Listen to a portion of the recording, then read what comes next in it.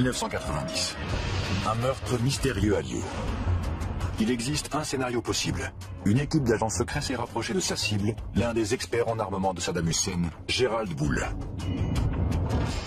Dans ce type d'opération, les agents choisissent d'abord l'endroit idéal pour un assassinat, puis la meilleure façon de le faire.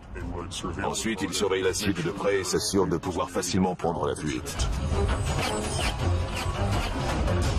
Voici les principaux suspects de ce meurtre de haut vol. Le Mossad, la CIA et le MI6. Ils voulaient tous sa peau, ne restait plus qu'à savoir qui serait le premier. Aujourd'hui, et pour la première fois, d'anciens agents du Mossad et de la CIA examinent la tactique et la technologie utilisée au cours de cet assassinat. C'est une technique d'assassinat rapide et sans douleur. Leur mission, faire la lumière sur un mystère resté irrésolu jusqu'à aujourd'hui. Qui a tué Gerald Bull?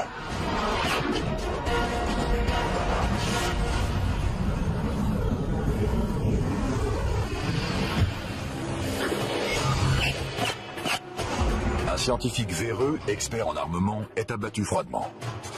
Les assassins disparaissent sans laisser de traces. Qui est derrière ce meurtre et quel est le mobile?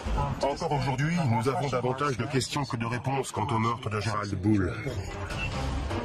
20 ans après les faits, une équipe d'ex-agents secrets israéliens et américains sort de l'ombre pour analyser ce crime et nous révéler un univers inconnu. Il y a une excellente scène du film La mémoire dans la peau, où le supérieur de Jason Bourne lui dit qu'il n'est pas simplement payé pour assassiner des gens, mais pour les assassiner et faire croire que quelqu'un d'autre est responsable. Ça fait partie du métier. C'est un univers de surveillance, de trahison et d'habileté technologique. Les missions sont organisées pendant plusieurs années et leur succès repose sur l'entraînement et l'instinct d'un agent sans visage et sans identité, l'agent secret. J'ai passé 13 ans au sein du Mossad. Pendant les 7 premières années, j'étais un combattant, c'est-à-dire un agent clandestin. Les actions d'un bon espion peuvent réellement changer le cours de l'histoire. L'espionnage est la deuxième profession la plus ancienne du monde et l'une des plus dangereuses. J'ai été un agent traitant de la CIA pendant de nombreuses années, travaillant en clandestin. Il n'existe pas d'immunité diplomatique pour ce genre de mission. C'est un peu comme un soldat qui se fait arrêter alors qu'il ne porte pas d'uniforme. La punition est bien plus sévère. Il existe une trace de ces dangers. 102 étoiles gravées sur le mur commémoratif du siège de la CIA à Langley. Chacune d'entre elles représente un agent qui a sacrifié sa vie. Le véritable risque d'un agent clandestin est d'être découvert. À terre! Plus vite! Ça peut devenir moche. Le risque est important et impossible à éviter. Les espions risquent leur vie chaque fois qu'ils entrent en territoire ennemi. Mais il existe une mission en particulier qui est bien plus dangereuse que les autres.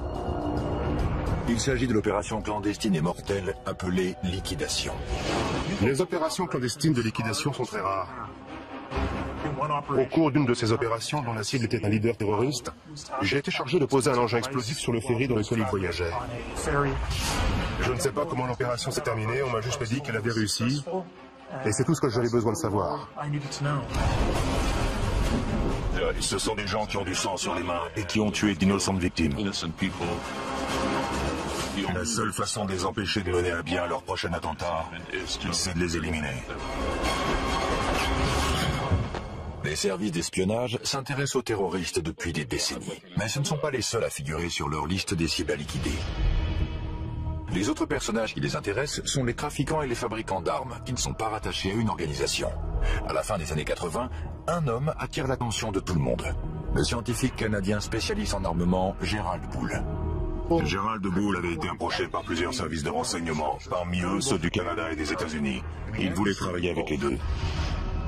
Avant 1980, le scientifique a travaillé pour les deux gouvernements.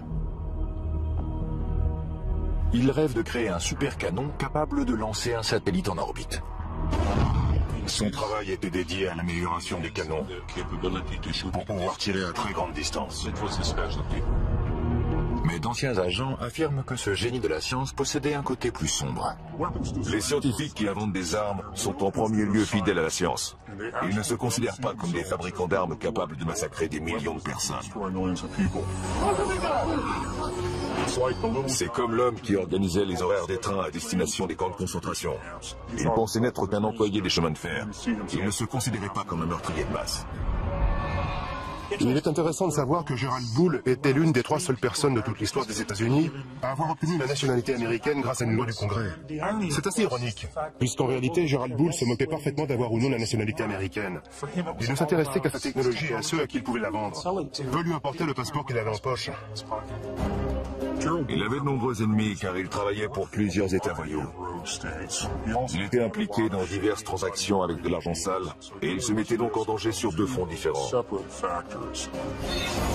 En 1980, Gerald Bull enfreint les lois américaines sur l'armement et il est accusé de trafic d'armes avec l'Afrique du Sud.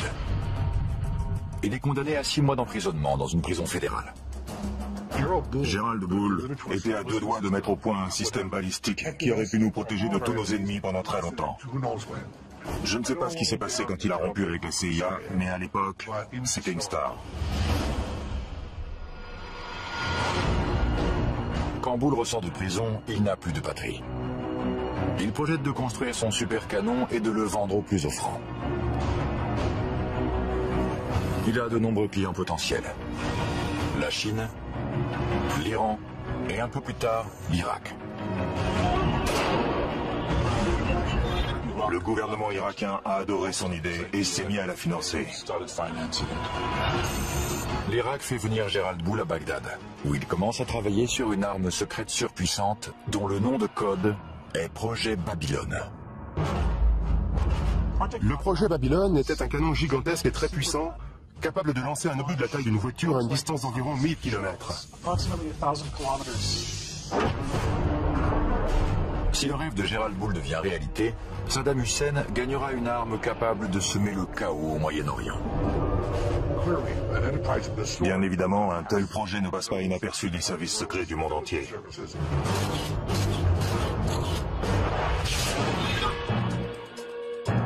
La nouvelle du projet Babylone se répand au sein des différents services de renseignement de la planète, y compris les services secrets israéliens, le Mossad. L'Irak avait déjà menacé plusieurs fois d'entrer en guerre contre Israël. Le Mossad dédiait par conséquent énormément de temps et d'argent au recrutement d'officiers supérieurs de l'armée, de scientifiques et de membres du parti Baas. Il envoyait également des agents sur place pour obtenir des informations pratiques.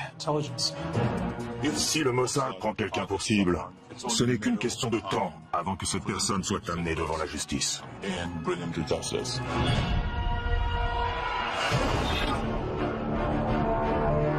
En Irak, Gerald Bull est très bien protégé.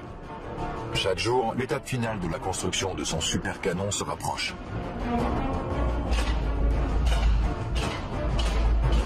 Le Moyen-Orient est une véritable poudrière, et Gerald Bull est sur le point d'y mettre le feu.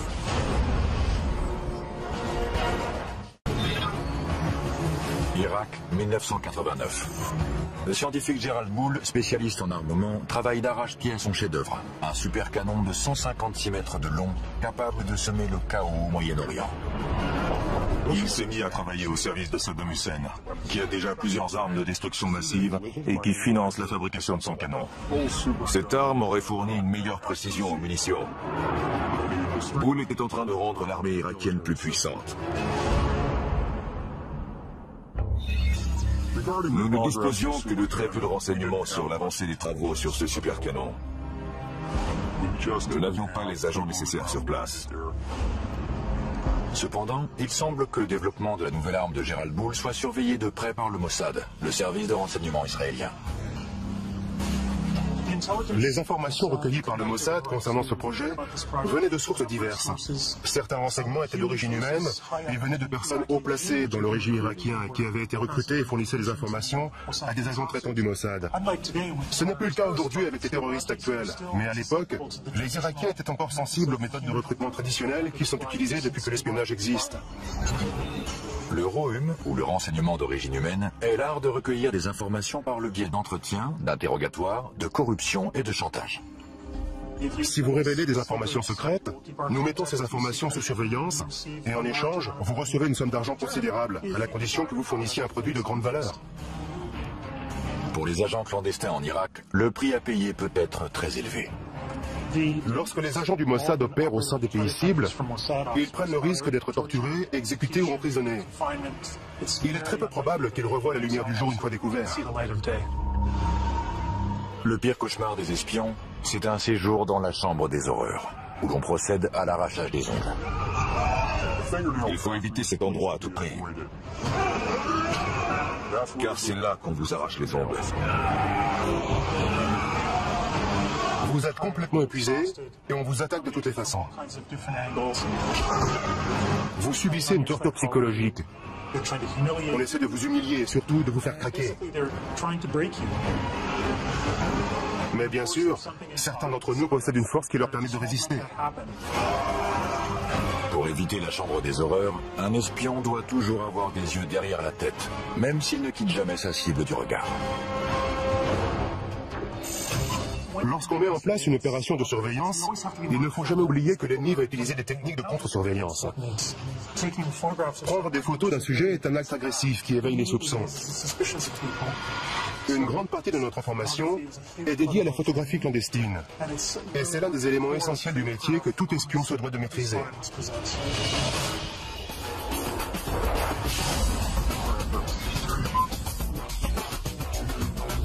Michael Ross et Ishmael Jones, anciens agents des services secrets, nous présentent la technologie qui sert à la surveillance photographique. Ceci est un étui à lunettes. C'est un appareil photographique très ingénieux. Il y a un trou, et lorsqu'on l'ouvre, on découvre un appareil photo à l'intérieur qu'on peut relever. On peut le poser sur une table, prendre quelques photos, sortir ses lunettes, et les nettoyer, puis les ranger et refermer l'étui.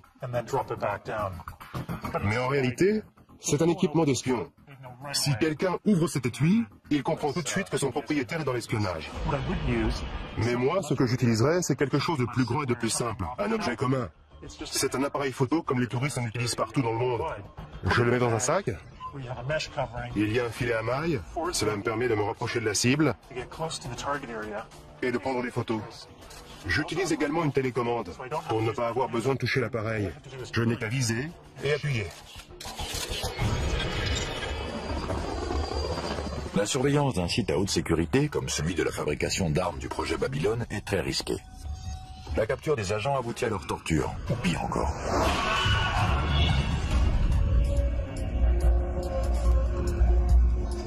Il ne faut pas qu'on puisse nous repérer en train de prendre des photos depuis un véhicule. C'est tellement facile de se faire tuer dans un pays cible. L'une des techniques qu'on peut utiliser, c'est celle de la boîte de mouchoirs. On laisse quelques mouchoirs à l'intérieur et on y place l'appareil photo. Puis on l'installe sur le tableau de bord comme ça.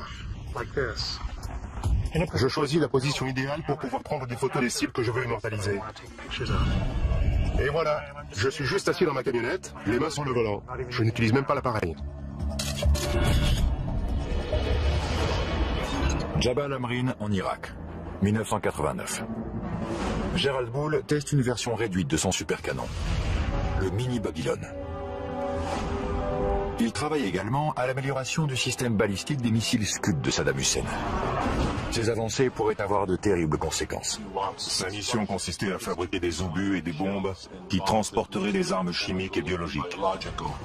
Leurs effets auraient été catastrophiques. Pendant ce temps-là, le canon Babylone de 156 mètres de long en est encore au stade du balbutiement. Le nom de code du projet est PC2, pour complexe chimique numéro 2.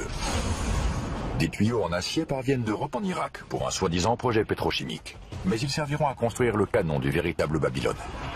Au cas où Israël considérait ce super canon comme une menace potentielle, l'une des solutions consisterait à bombarder le site.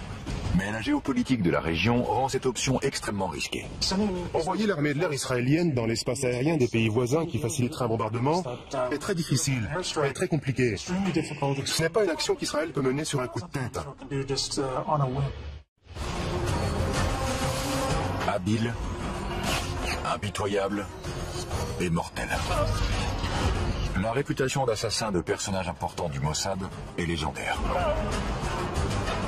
C'est une guerre dans l'ombre, et parfois, en temps de guerre, il faut faire preuve de violence pour pouvoir détruire l'ennemi. Le Mossad encourage cette réputation, car il pense qu'elle effraie ses ennemis et qu'ils hésiteront donc à attaquer. Gérald Boule et son canon surpuissant, financé par Saddam Hussein, représentent une menace potentielle aux yeux d'Israël. Le projet attire maintenant l'attention des services secrets du monde entier. Il venait en aide à l'Irak et il savait pertinemment que ce pays était devenu l'ennemi des États-Unis. Le projet d'armes secrètes de Gérald Boule implique toute la planète.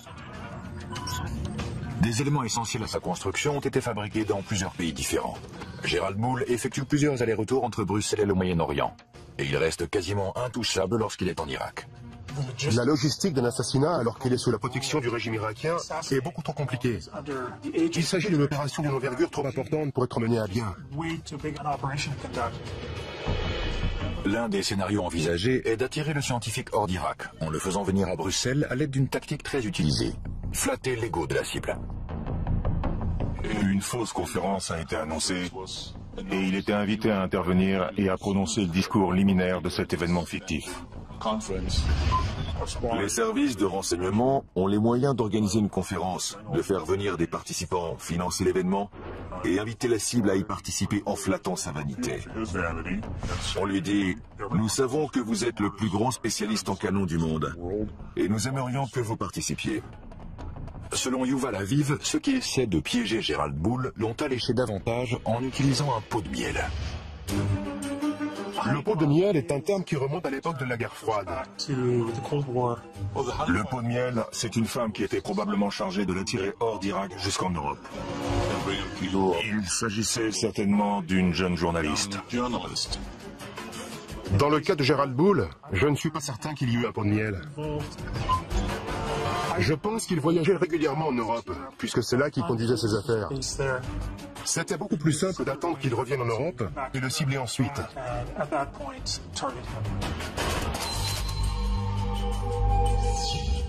Que ce soit pour assister à une conférence fictive, pour retrouver une femme séduisante ou tout simplement pour gérer ses affaires, Gérald Boule rentre chez lui à Bruxelles. Selon certaines sources belges, il n'est pas seul. Un ou plusieurs services de renseignement maintiennent une surveillance constante. L'équipe de surveillance doit être dynamique et souple pour pouvoir suivre la cible dans n'importe quelle situation. Le plus important, c'est d'être capable de découvrir où le sujet habite, quelles sont ses habitudes et quels endroits il fréquente. En 1990, la technologie n'était pas aussi développée qu'aujourd'hui. Il y avait certainement des agents qui le surveillaient directement en le suivant et en essayant de maintenir autant de distance possible entre eux pour éviter d'être repérés. Si un agent est découvert pendant une opération de surveillance, c'est toute la mission qui est compromise. Maintenir une bonne couverture, c'est la seule protection efficace pour les agents qui opèrent au sein de pays ennemis. Ce ne sont ni les armes, ni la maîtrise des arts martiaux qui vous protègent dans cette situation, mais bel et bien votre couverture.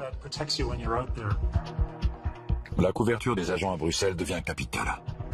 Une identification photographique et surtout une identification fiable de la cible à éliminer est essentielle, car l'histoire regorge de victimes innocentes qui se sont fait liquider par erreur. Il faut prendre des clichés à différents moments de la journée et sous différents angles pour que l'assassin dispose d'une série complète de photographies à étudier afin que l'identification soit parfaite. Garder l'œil sur le scientifique est loin d'être un jeu d'enfant. Certains pensent même que les agents qui l'observent sont surveillés à leur tour. Je suis persuadé que ceux qui l'ont assassiné étaient surveillés de près par d'autres agents. Une couverture décelée peut faire s'effondrer une mission comme un château de cartes. Les agents doivent avoir l'art de se fondre dans le paysage et s'assurer de ne pas dévoiler leur équipement.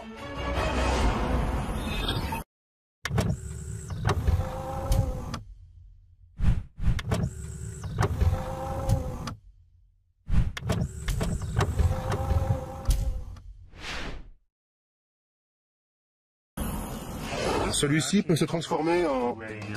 Michael Ross, ancien agent du Mossad, et Ishmael Jones, ancien agent de la CIA, nous expliquent les dangers de l'utilisation de matériel d'espionnage. Que se passe-t-il si vous êtes découvert avec cet équipement? Si vous avez en votre possession ce type de matériel pendant un interrogatoire, on vous envoie immédiatement à la chambre des horreurs. C'est la preuve que vous êtes un espion. Si vous utilisez ce type d'objet, c'est que votre quartier général vous a confié une mission d'espionnage et les raisons pour lesquelles vous pourriez avoir besoin d'un tel équipement sont plus qu'évidentes. C'est ça qui me plaît dans cet objet. Il est ce qu'il est. Il n'est pas camouflé. Il ne reste plus qu'à sortir l'antenne, relever les sécurités Et une fois la lumière allumée, si j'appuie sur ce bouton, Boum. quelque chose va exploser quelque part. D'un autre côté, il existe ces appareils de communication qui sont très intéressants et de très bonne qualité. Si on ouvre cet étui à cigarette, on découvre l'appareil qui permet de communiquer. C'est formidable. Plusieurs de ces objets servent à communiquer. Ceci est en réalité l'ancêtre du téléphone portable. Ce côté devient un micro, une fois retourné, et mis en contact avec l'intérieur. On sort l'antenne et on peut communiquer. Mais le problème, comme souvent, c'est que même refermé, on peut voir que ce n'est pas un simple stylo, mais qu'il s'agit d'un appareil de communication. J'imagine déjà les interrogateurs en train de démonter. Ouais. Et de disposer toutes les pièces sur une table. La première chose qu'ils font une fois qu'ils vous ont attaché à une chaise, c'est de fouiller tous vos vêtements et vos affaires et de démonter tout ce qu'ils trouvent. On peut inventer des cachettes très ingénieuses, mais ils les découvrent toujours très rapidement. Règle numéro 1 de l'espionnage, ne pas être pris. Règle numéro 2, le moindre petit détail peut signer votre arrêt de mort. La préparation des agents du Mossad est un rituel consistant à passer soigneusement en revue chaque objet, chaque vêtement et chaque accessoire qu'ils vont emmener. On peut monter une opération gigantesque, mais si un de nos vêtements porte une étiquette fabriquée en Israël, tout s'effondre comme un château de cartes.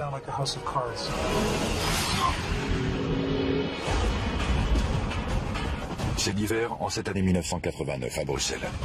Cachée quelque part dans la ville, une équipe d'agents secrets met probablement au point un plan pour éliminer leur cible. L'étau se resserre autour de Gerald Bull. Mars 1990. Gerald Bull est de retour à Bruxelles. Il est probablement suivi. Pourquoi ?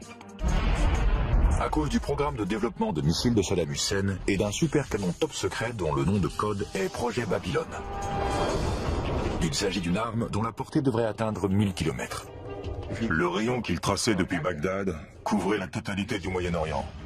C'était l'arme et l'engin balistique les plus incroyables qui aient jamais existé.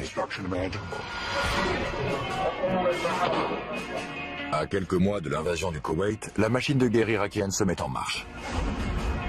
La version miniature du super canon de Gerald Bull, le mini Babylone, a déjà été testée. À ce moment-là, tous les services de renseignement du monde sont au courant de ce qui se passe et le surveillent de très près. L'un des partis qui souhaite ardemment qu'Hussein n'ait jamais ce canon sont les Iraniens. En plus des Iraniens, le Mossad est de la partie. La CIA également, puisqu'elle sait exactement de quoi Gerald Bull est capable. Il a travaillé pour eux auparavant.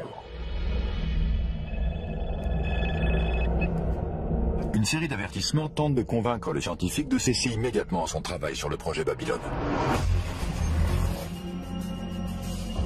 Gerald Bull pense que des cambrioleurs se sont introduits plusieurs fois chez lui. Ces cambriolages envoient un message très clair. Laissez tomber le projet Babylone, sinon... Un autre scénario possible est une tentative audacieuse de la part des agents secrets pour garder un œil sur les communications de Gerald Bull, en utilisant le ROM, ou renseignement d'origine électromagnétique. Il s'agit de l'interception de tout type de communication utilisant les ondes. Les conversations téléphoniques, les fax ou les téléx. En résumé, tout ce qui peut être envoyé électroniquement est la cible du ROM. La CIA utilise depuis très longtemps ce type d'opération technique, qui consiste à installer des micros, des dispositifs d'écoute et de surveillance d'appels téléphoniques. Donc, elle est toute désignée pour mener ce genre d'opération de surveillance, et particulièrement la surveillance électronique de la cible.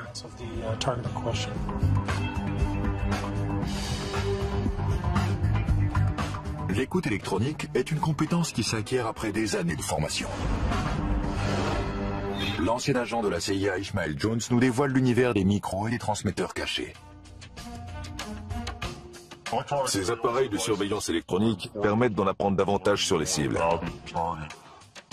On a placé des dispositifs datant de la guerre froide dans certains objets de cette pièce. Dans ce téléphone, par exemple. Voici l'appareil d'écoute. Il n'espionne pas la ligne téléphonique, mais écoute les bruits de la pièce en général, et bien entendu les conversations téléphoniques également. En voici un autre installé sous le siège d'une chaise de bureau standard. Cette partie doit ensuite être recouverte de bois ou de tissu pour ne plus être visible. Pour dissimuler un dispositif dans un livre, il faut l'installer dans le dos. C'est d'ailleurs un appareil de la CIA.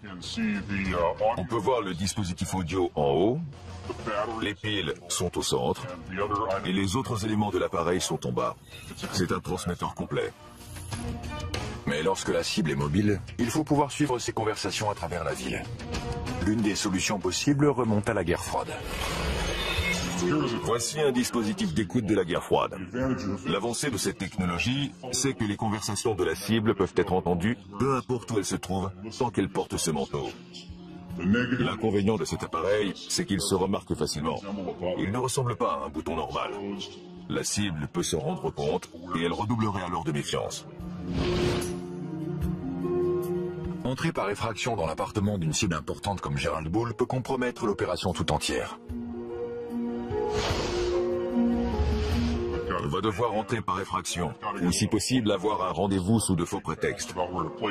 Il faut alors réfléchir très vite à l'endroit où placer le micro. Le mieux est de disposer d'un mur commun tout à côté de la cible. On peut percer un trou dans le mur et y installer un dispositif audio ou vidéo. C'est une technique beaucoup plus intéressante. C'est plus simple d'avoir un appartement à soi pour y travailler. À Bruxelles, Gerald Bull est surveillé de près par une organisation sans visage et sans nom. Il reçoit un ultime avertissement. Cessez votre travail sur le projet Babylone. Mais il choisit d'ignorer la menace. La mission qui tente d'éviter la construction du supercanon de Saddam Hussein passe à la vitesse supérieure. La technique la plus simple pour stopper cette opération est d'éliminer Bull. Le spécialiste en armement canadien est condamné à mort. Bruxelles est un endroit idéal pour liquider un homme comme Gerald Bull. La ville est calme et sûre, et la cible se sent à l'aise et détendue. À Bruxelles, on entre en mode tourisme. Le scientifique pense que des cambrioleurs se sont introduits dans son appartement plusieurs fois, mais sans emporter d'objets de valeur. Il reçoit un ultime avertissement. Il doit cesser son travail sur le projet Babylone. De nombreux ennemis peuvent avoir été les auteurs de cette menace. Encore aujourd'hui, personne ne sait qui l'a appelé. La menace peut venir de différentes sources, y compris le Mossad ou l'Iran. D'après moi, les Iraniens pourraient très bien avoir assassiné Bull. Ils auraient pu le faire. Ils en avaient les moyens. Tous les plus grands services de renseignement sont capables de mener à bien une telle opération. Et ils l'ont déjà fait par le passé. La CIA, l'ancien KGB, aujourd'hui SVR, le MI6.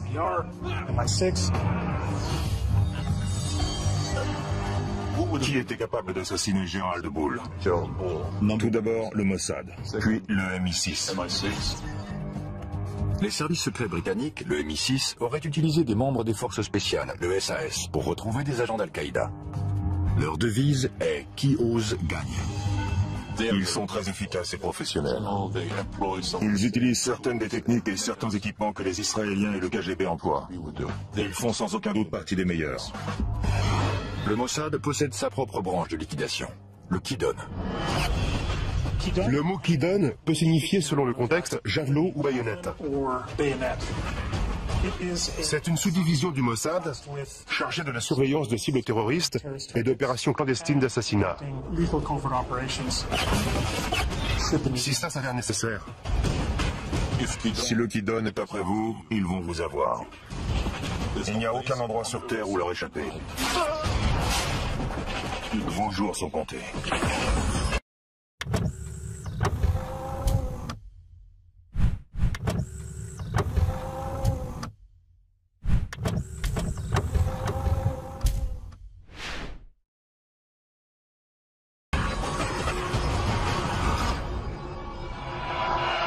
Bruxelles, mars 1990. Le refuge est un élément déterminant dans une mission d'espionnage. L'attente dans un refuge avant le début de la mission, c'est un moment extrêmement stressant. Chaque fois qu'on entend une sirène dehors, on pense que c'est pour soi. Les refuges des espions sont un peu comme des ports en pleine tempête. Ce sont des appartements loués sous de faux noms, avec des informations différentes. Tous les services secrets les utilisent pour se protéger du monde extérieur. Ce sont des endroits où les agents peuvent se réunir, étudier les plans, analyser les opérations et en discuter, faire des débriefings. Au cours des heures qui précèdent une mission, l'équipe examine chaque détail de l'opération. La tactique peut varier, mais une équipe de liquidation standard est composée de plusieurs agents. Le leader est responsable de la sécurité et de la surveillance constante de la cible. Le chauffeur est chargé d'amener l'équipe dans la zone d'action et de l'en extraire.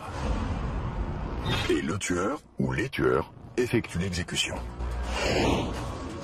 Un autre élément clé d'une opération secrète de liquidation est le choix de l'arme. Les autres services de renseignement utilisent des armes plus lourdes, c'est-à-dire des gros calibres. Mais le Mossad a décidé que la précision est prioritaire. Nous sommes au stand de tir d'Angeles. L'ancien agent du Mossad Michael Ross et le spécialiste en armes à feu Mike Cristano procèdent à une analyse balistique d'un assassinat. La première marque est celle du tir du 9 mm. Elle a traversé le gel de part en part. Ce type d'arme laisse de sacrés dégâts, sans parler de risquer de tuer un passant innocent qui se tient derrière. Le gel balistique a la même densité que les tissus musculaires humains semi-tendus. Il permet de fixer l'empreinte balistique d'une arme. Le calibre 22 est plus intéressant, car il fait ce qu'un assassin veut, c'est-à-dire pénétrer, pas trop profondément, et exercer toute son énergie dans le corps, le crâne, ou n'importe quel autre endroit atteint. Son énergie n'est pas projetée vers l'extérieur en laissant d'énormes dégâts, quelque chose de très visible. Lorsqu'il s'agit de liquider une cible, il vaut mieux choisir la discrétion.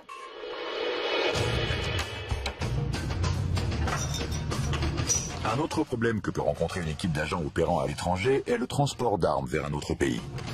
En Europe, on peut facilement se procurer une arme sportive, même si la loi sur la possession d'armes est très stricte. On retire le canon. Il faut ensuite le scier à cet endroit et le remplacer par la suite. Car sur ce type d'arme, la chambre est située dans cette partie du canon. On retire aussi le magasin et on obtient une arme qui se rapproche d'un pistolet. Une fois les pièces les plus petites et les plus discrètes assemblées à nouveau, on obtient une arme de petite taille, idéale pour une exécution et similaire à celle que le Mossad utilise. Le résultat est un semi-automatique de calibre 22 à 7 coups et sur lequel on peut visser un silencieux. D'autres agents suggèrent que la valise diplomatique est un autre moyen efficace d'introduire clandestinement une arme dans un autre pays.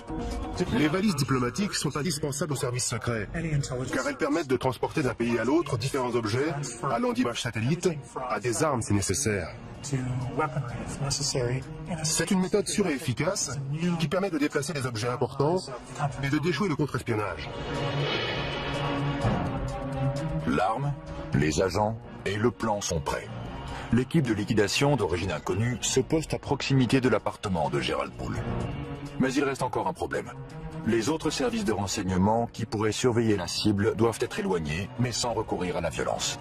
On n'a pas un permis de tuer, comme James Bond, qui autorise à décider soi-même qui on peut liquider. On est uniquement autorisé à éliminer la cible identifiée au cours de la mission. Impossible d'ajouter quelqu'un d'autre à la liste. On ne peut pas tuer n'importe qui. Hors de question.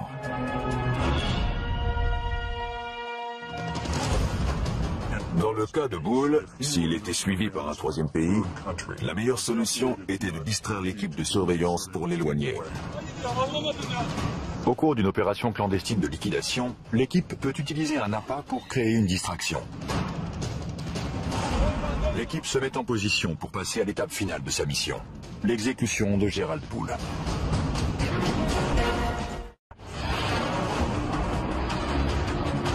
À la veille de la guerre du Golfe, Saddam Hussein a rassemblé un arsenal d'armes de longue portée. Le scientifique expert en armement Gerald Poole est l'un des fers de lance de cette initiative. L'étau se resserre, alors qu'un service de renseignement dont l'identité demeure inconnue le prend pour cible. Il compte l'éliminer avant que son arme détruise l'équilibre précaire du Moyen-Orient. Bruxelles, 22 mars 1990. Une équipe d'agents secrets est en position aux abords de l'appartement de Gerald Bull. Toute la mission et ses mois de préparation dépendent de ce moment précis. S'il s'agissait d'une opération du Mossad, alors les agents devaient être à leur poste pour communiquer les informations et les mouvements de la cible. Si on suit ce scénario, c'est ensuite au tueur désigné, une fois l'identité de la cible confirmée, d'entrer en action. Le tueur doit rester concentré sur la cible et son second se charge de sa sécurité et d'empêcher toute intervention extérieure. Le leader de l'équipe déployée est responsable de leur sécurité lors de l'extraction. Au dernier moment, lorsque tout est en place et que tout le monde est prêt, l'équipe entre en action et procède à l'exécution.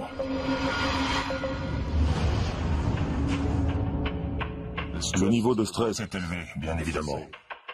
On entend le bruit d'une clé qu'on glisse dans la serrure, puis la porte qui s'ouvre, et on prie pour que ce soit notre cible et non quelqu'un d'autre. Puis la cible se trouve juste devant nous, et c'est là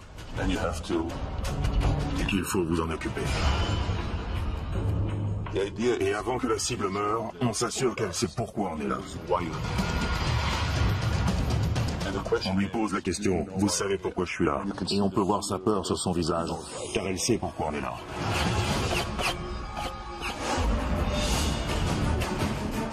Une fois que c'est fait, tout le reste de votre équipe est en mode « Comment fuir ?» Comment sortir de toute cette zone sans être vu et disparaître? Le leader emboîte le pas du tueur alors qu'il se dirige vers un véhicule pour s'enfuir. Il s'éloigne en prenant 2 virages à 90 degrés pour que personne ne puisse voir dans quelle direction il se dirige. Après ces 2 virages à angle droit, ils arrivent au point d'extraction où un autre véhicule les attend. L'équipe s'éloigne pour disparaître à tout jamais. Il n'y a aucun témoin. Gerald Bull a été abattu de plusieurs balles. Et personne n'a rien entendu. Le tueur a utilisé un modérateur de son, plus communément appelé silencieux. Il s'agit d'un dispositif essentiel à une liquidation rapprochée. De retour au stand de tir d'Angeles, Michael Ross et l'expert en armes à feu Mike Cristano nous exposent la science du silence. Voici un 9 mm non muni d'un silencieux.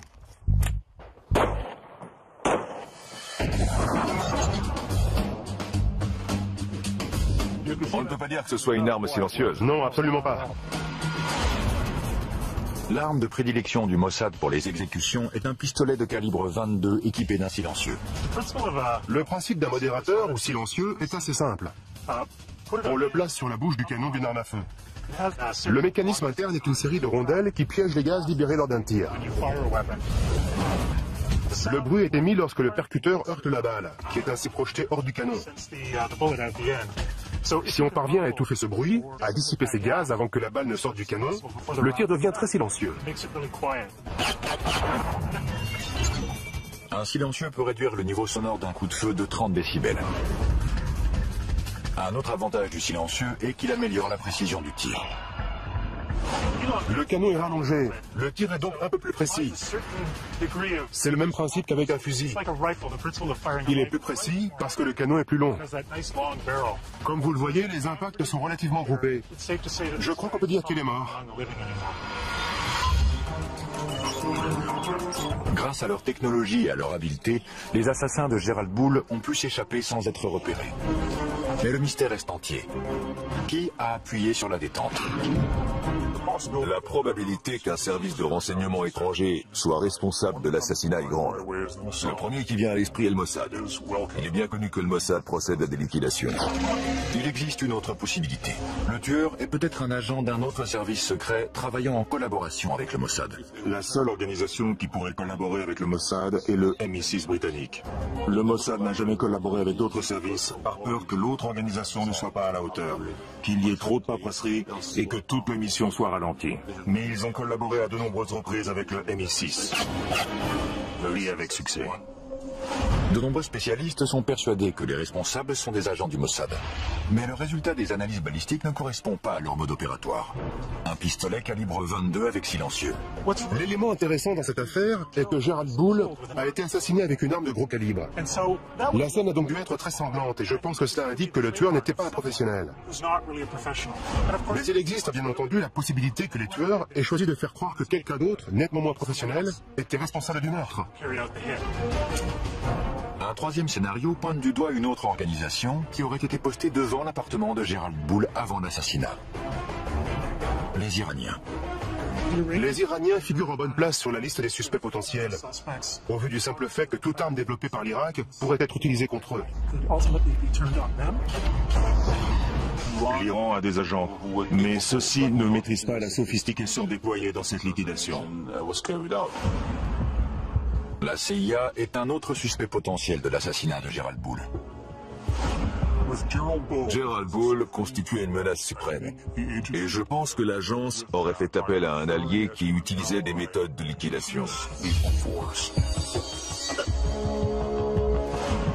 Je ne pense pas que la CIA puisse être impliquée dans un assassinat. Mais il est possible que l'un de ses responsables ait mentionné que Gerald Bull était un problème et qu'il faudrait qu'il soit éliminé. Parfois, ce qui favorise l'action est de se taire alors qu'on sait ce qui se passe. L'univers de l'espionnage est souvent comparé à un palais des glaces. La réalité n'est jamais vraiment ce qu'elle semble être. Le mystère qui entoure la mort de Gerald Bull reste entier. L'identité de l'assassin reste inconnue. Est-ce que certains services de renseignement étaient au courant de l'exécution? Et si oui, combien? Une seule chose reste certaine. Quelqu'un a violemment mis un terme à la vie de ce brillant scientifique. L'enquête sur la mort de Gerald Bull n'a pas été très approfondie. Il semble y avoir davantage de pays satisfaits par sa disparition que de nations qui s'inquiètent du fait qu'il ait été assassiné à Bruxelles. L'exécution de Gerald Bull a été un grand succès, car lorsqu'il est mort, le projet du canon est mort avec lui. La machine de guerre irakienne se met en marche. La version miniature du supercanon de Gerald Bull, le Mini Babylone, a déjà été testée. À ce moment-là, tous les services de renseignement du monde sont au courant de ce qui se passe et le surveillent de très près. L'un des partis qui souhaite ardemment qu'Hussein n'ait jamais ce canon sont les Iraniens. En plus des Iraniens, le Mossad est de la partie. La CIA également, puisqu'elle sait exactement de quoi Gerald Bull est capable. Il a travaillé pour eux auparavant. Une série d'avertissements tente de convaincre le scientifique de cesser immédiatement son travail sur le projet Babylone.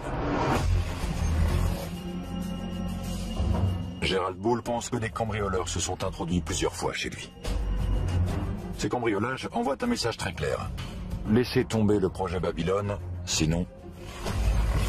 Un autre scénario possible est une tentative audacieuse de la part des agents secrets pour garder un œil sur les communications de Gerald Bull, en utilisant le ROM, ou renseignement d'origine électromagnétique. Il s'agit de l'interception de tout type de communication utilisant les ondes. Les conversations téléphoniques, les fax ou les téléx. En résumé, tout ce qui peut être envoyé électroniquement est la cible du ROM. La CIA utilise depuis très longtemps ce type d'opération technique, qui consiste à installer des micros, des dispositifs d'écoute et de surveillance d'appels téléphoniques. Donc, elle est toute désignée pour mener ce genre d'opération de surveillance, et particulièrement la surveillance électronique de la cible.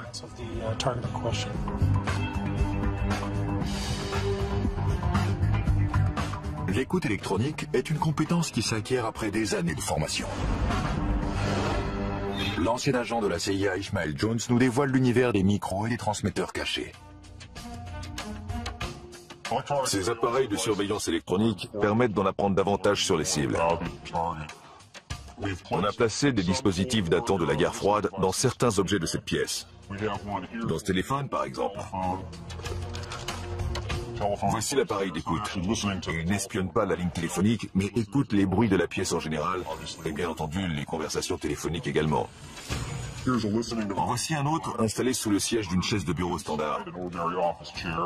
Cette partie doit ensuite être recouverte de bois ou de tissu pour ne plus être visible. Pour dissimuler un dispositif dans un livre, il faut l'installer dans le dos. C'est d'ailleurs un appareil de la CIA. On peut voir le dispositif audio en haut, les piles sont au centre, et les autres éléments de l'appareil sont en bas. C'est un transmetteur complet. Mais lorsque la cible est mobile, il faut pouvoir suivre ses conversations à travers la ville. L'une des solutions possibles remonte à la guerre froide. Voici un dispositif d'écoute de la guerre froide. L'avancée de cette technique aujourd'hui. Qui a tué Gérald Bull?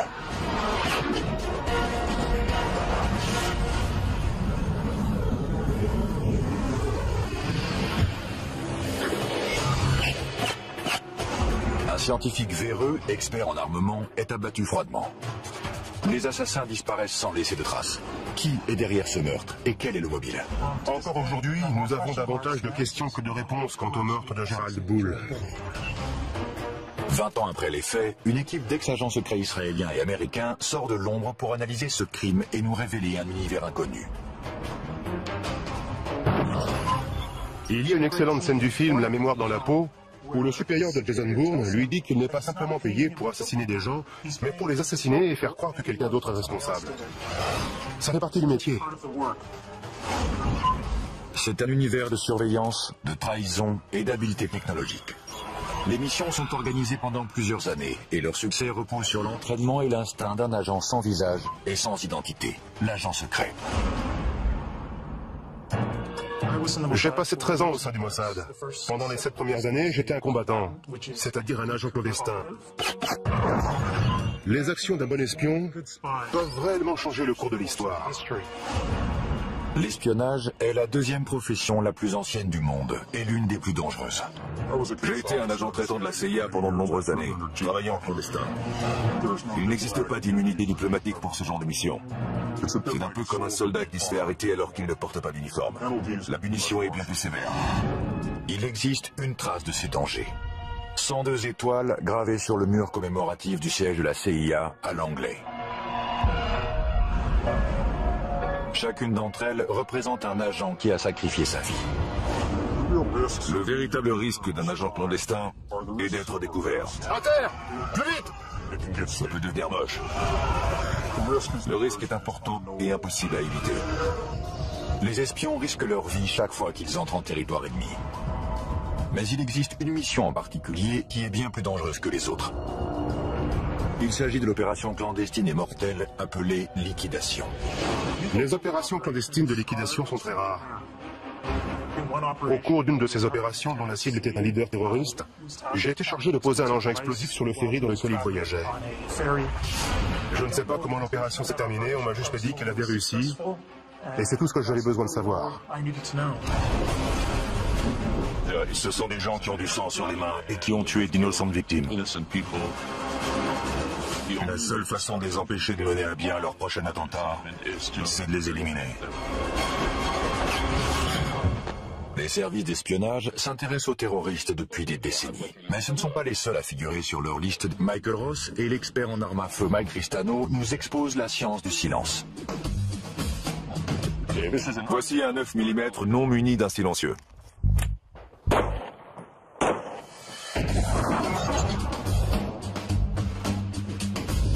On ne peut pas dire que ce soit une arme silencieuse. Non, absolument pas.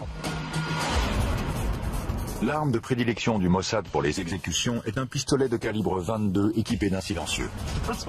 Le principe d'un modérateur ou silencieux est assez simple. On le place sur la bouche du canon d'une arme à feu. Le mécanisme interne est une série de rondelles qui piègent les gaz libérés lors d'un tir. Le bruit est émis lorsque le percuteur heurte la balle, qui est ainsi projetée hors du canon. Si on parvient à étouffer ce bruit, à dissiper ces gaz avant que la balle ne sorte du canon, le tir devient très silencieux. Un silencieux peut réduire le niveau sonore d'un coup de feu de 30 décibels. Un autre avantage du silencieux est qu'il améliore la précision du tir. Le canon est rallongé, le tir est donc un peu plus précis. C'est le même principe qu'avec un fusil. Il est plus précis parce que le canon est plus long. Comme vous le voyez, les impacts sont relativement groupés. Je crois qu'on peut dire qu'il est mort. Grâce à leur technologie et à leur habileté, les assassins de Gerald Bull ont pu s'échapper sans être repérés. Mais le mystère reste entier. Qui a appuyé sur la détente? La probabilité qu'un service de renseignement étranger soit responsable de l'assassinat est grande. Le premier qui vient à l'esprit est le Mossad. Il est bien connu que le Mossad procède à des liquidations. Il existe une autre possibilité. Le tueur est peut-être un agent d'un autre service secret travaillant en collaboration avec le Mossad. La seule organisation qui pourrait collaborer avec le Mossad est le MI6 britannique. Le Mossad n'a jamais collaboré avec d'autres services par peur que l'autre organisation ne soit pas à la hauteur, qu'il y ait trop de paperasserie et que toute la mission soit ralentie. Mais ils ont collaboré à de nombreuses reprises avec le MI6. Et avec succès. De nombreux spécialistes sont persuadés que les responsables sont des agents du Mossad. Mais le résultat des analyses balistiques ne correspond pas à leur mode opératoire. Un pistolet calibre 22 avec silencieux. L'élément intéressant dans cette affaire est que Gerald Bull a été assassiné avec une arme de gros calibre. La scène a donc dû être très sanglante et je pense que cela indique que le tueur n'était pas un professionnel. Mais il existe bien entendu la possibilité que les tueurs aient choisi de faire croire que quelqu'un d'autre, nettement moins professionnel, était responsable du meurtre. Un troisième scénario pointe du doigt une autre organisation qui aurait été postée devant l'appartement de Gerald Bull avant l'assassinat. Les Iraniens. Les Iraniens figurent en bonne place sur la liste des suspects potentiels, au vu du simple fait que toute arme développée par l'Irak pourrait être utilisée contre eux. Orient. Et il reste quasiment intouchable lorsqu'il est en Irak. La logistique d'un assassinat alors qu'il est sous la protection du régime irakien est beaucoup trop compliquée. Il s'agit d'une opération d'une envergure trop importante pour être menée à bien. L'un des scénarios envisagés est d'attirer le scientifique hors d'Irak, en le faisant venir à Bruxelles à l'aide d'une tactique très utilisée. Flatter l'ego de la cible. Une fausse conférence a été annoncée et il était invité à intervenir et à prononcer le discours liminaire de cet événement fictif. Les services de renseignement ont les moyens d'organiser une conférence, de faire venir des participants, financer l'événement et inviter la cible à y participer en flattant sa vanité. On lui dit « Nous savons que vous êtes le plus grand spécialiste en canon du monde et nous aimerions que vous participiez. » Selon Yuval Aviv, ceux qui essaient de piéger Gerald Bull l'ont alléché davantage en utilisant un pot de miel. Le pot de miel est un terme qui remonte à l'époque de la guerre froide. Le pot de miel, c'est une femme qui était probablement chargée de l'attirer hors d'Irak jusqu'en Europe. Il s'agissait certainement d'une jeune journaliste. Dans le cas de Gerald Bull, je ne suis pas certain qu'il y eut un pot de miel. Je pense qu'il voyageait régulièrement en Europe, puisque c'est là qu'il conduisait ses affaires. C'était beaucoup plus simple d'attendre qu'il revienne en Europe et le cibler ensuite.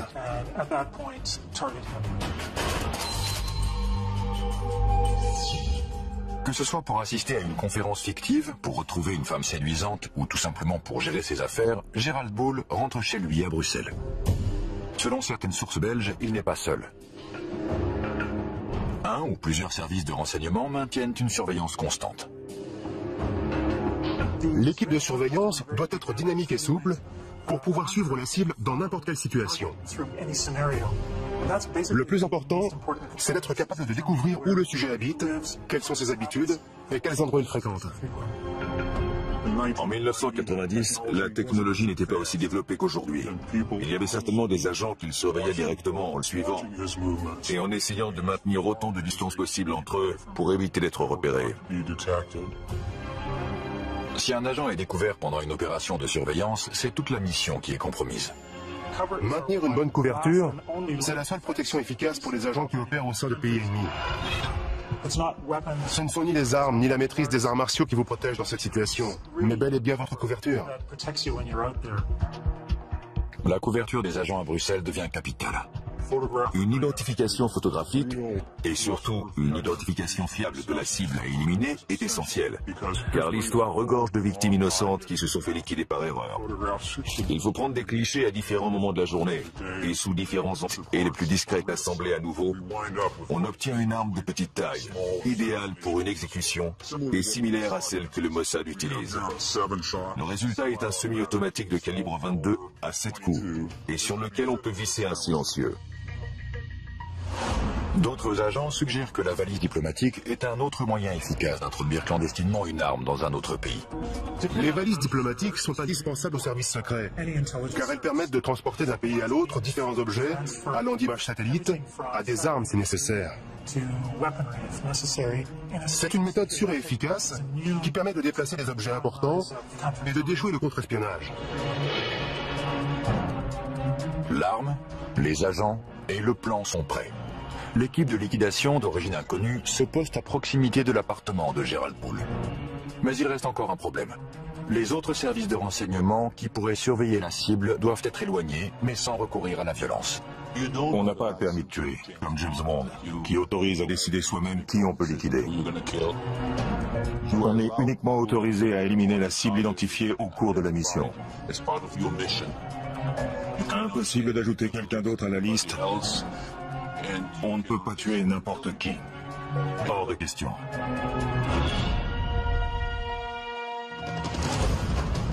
Dans le cas de Bull, s'il était suivi par un troisième pays, la meilleure solution était de distraire l'équipe de surveillance pour l'éloigner. Au cours d'une opération clandestine de liquidation, l'équipe peut utiliser un appât pour créer une distraction. L'équipe se met en position pour passer à l'étape finale de sa mission, l'exécution de Gerald Poole.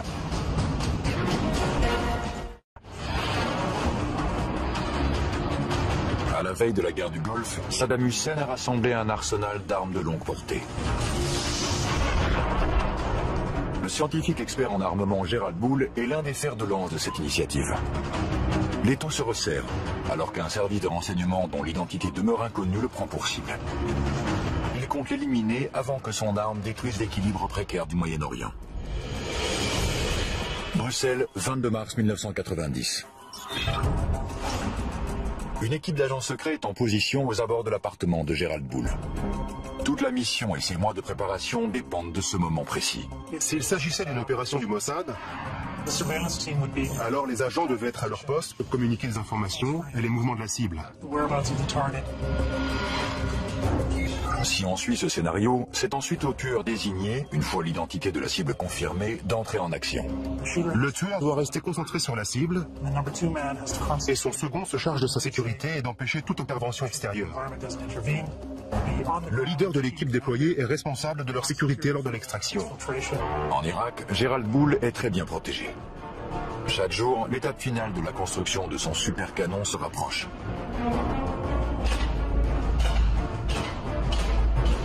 Le Moyen-Orient est une véritable poudrière, et Gerald Poole est sur le point d'y mettre le feu.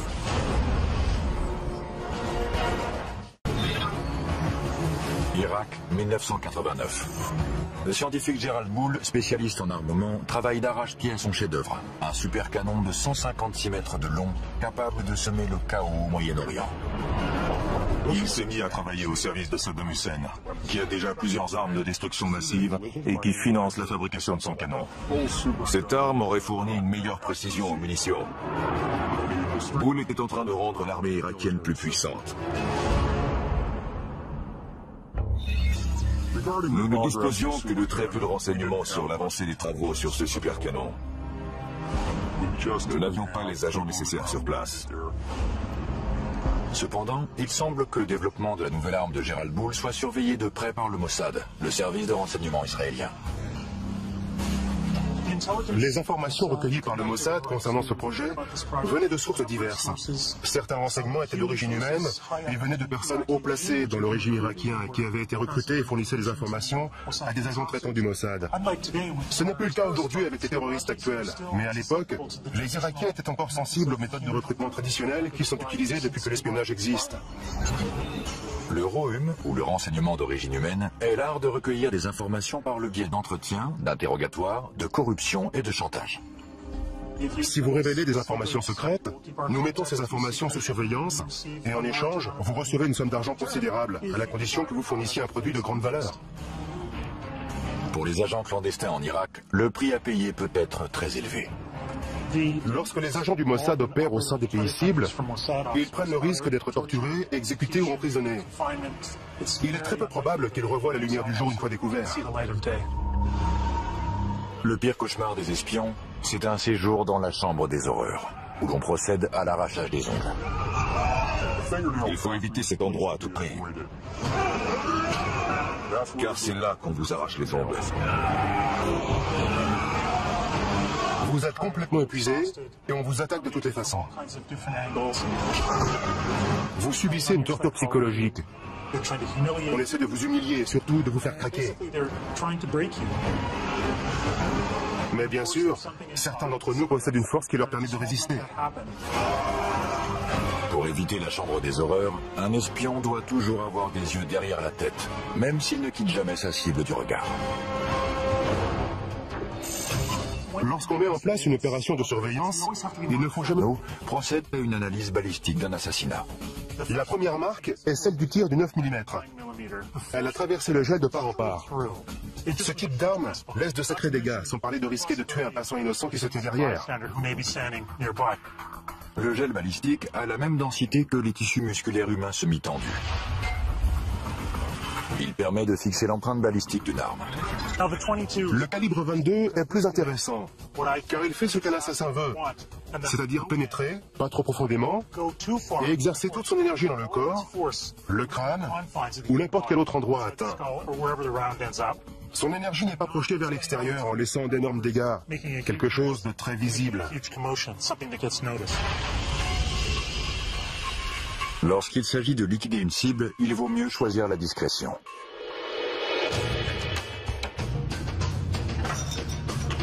Un autre problème que peut rencontrer une équipe d'agents opérant à l'étranger est le transport d'armes vers un autre pays. En Europe, on peut facilement se procurer une arme sportive, même si la loi sur la possession d'armes est très stricte. On retire le canon. Il faut ensuite le scier à cet endroit et le remplacer par la suite. Car sur ce type d'arme, la chambre est située dans cette partie du canon. On retire aussi le magasin et on obtient une arme qui se rapproche d'un pistolet.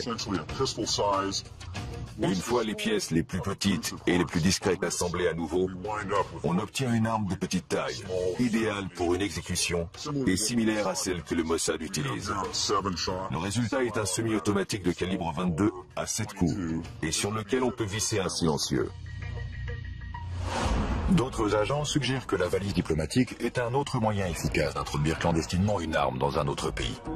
Les valises diplomatiques sont indispensables aux services secrets, car elles permettent de transporter d'un pays à l'autre différents objets, allant d'images satellites à des armes si nécessaire. C'est une méthode sûre et efficace qui permet de déplacer des objets importants et de déjouer le contre-espionnage. L'arme, les agents et le plan sont prêts. L'équipe de liquidation d'origine inconnue se poste à proximité de l'appartement de Gerald Poole. Mais il reste encore un problème. Les autres services de renseignement qui pourraient surveiller la cible doivent être éloignés, mais sans recourir à la violence. On n'a pas un permis de tuer, comme James Bond, qui autorise à décider soi-même qui on peut liquider. On est uniquement autorisé à éliminer la cible identifiée au cours de la mission. Impossible d'ajouter quelqu'un d'autre à la liste. On ne peut pas tuer n'importe qui. Hors de question.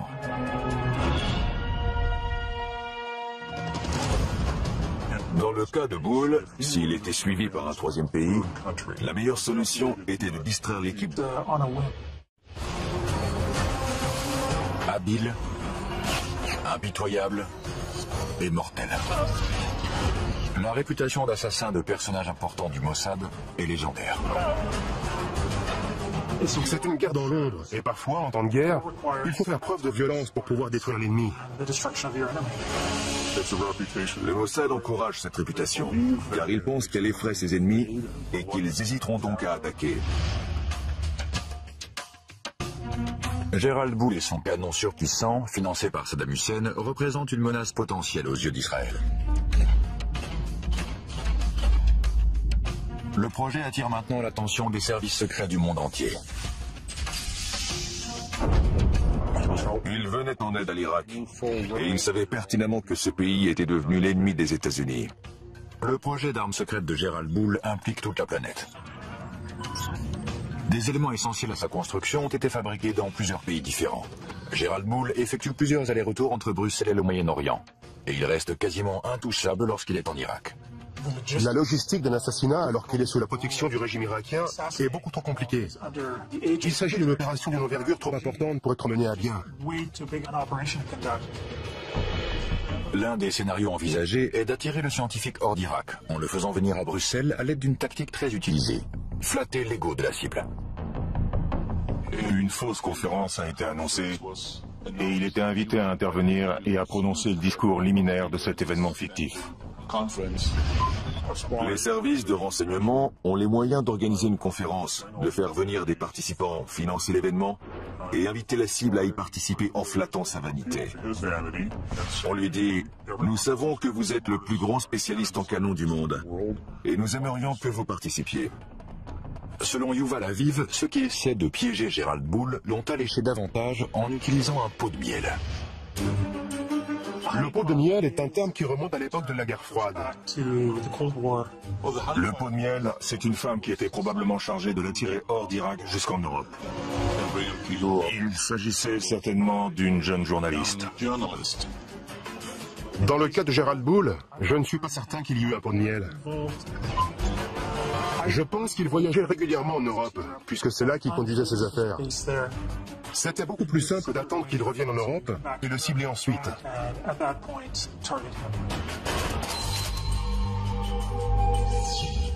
Que ce soit pour assister à une conférence fictive, pour retrouver une femme séduisante ou tout simplement pour gérer ses affaires, Gérald Bull rentre chez lui à Bruxelles. Selon certaines sources belges, il n'est pas seul. Un ou plusieurs services de renseignement maintiennent une surveillance constante.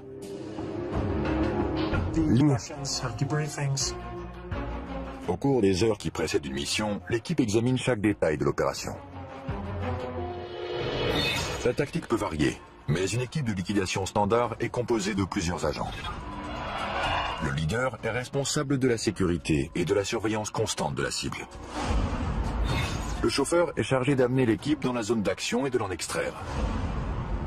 Et le tueur, ou les tueurs, effectuent l'exécution. Un autre élément clé d'une opération secrète de liquidation est le choix de l'arme. Les autres services de renseignement utilisent des armes plus lourdes, c'est-à-dire des gros calibres. Mais le Mossad a décidé que la précision est prioritaire. Nous sommes au stand de tir d'Angeles. L'ancien agent du Mossad Michael Ross et le spécialiste en armes à feu Mike Cristano procèdent à une analyse balistique d'un assassinat. La première marque est celle du tir du 9 mm. Elle a traversé le jet de part en part. Ce type d'arme laisse de sacrés dégâts, sans parler de risquer de tuer un passant innocent qui se tient derrière. Le gel balistique a la même densité que les tissus musculaires humains semi-tendus. Il permet de fixer l'empreinte balistique d'une arme. Le calibre 22 est plus intéressant, car il fait ce qu'un assassin veut, c'est-à-dire pénétrer, pas trop profondément, et exercer toute son énergie dans le corps, le crâne, ou n'importe quel autre endroit atteint. Son énergie n'est pas projetée vers l'extérieur en laissant d'énormes dégâts, quelque chose de très visible. Lorsqu'il s'agit de liquider une cible, il vaut mieux choisir la discrétion.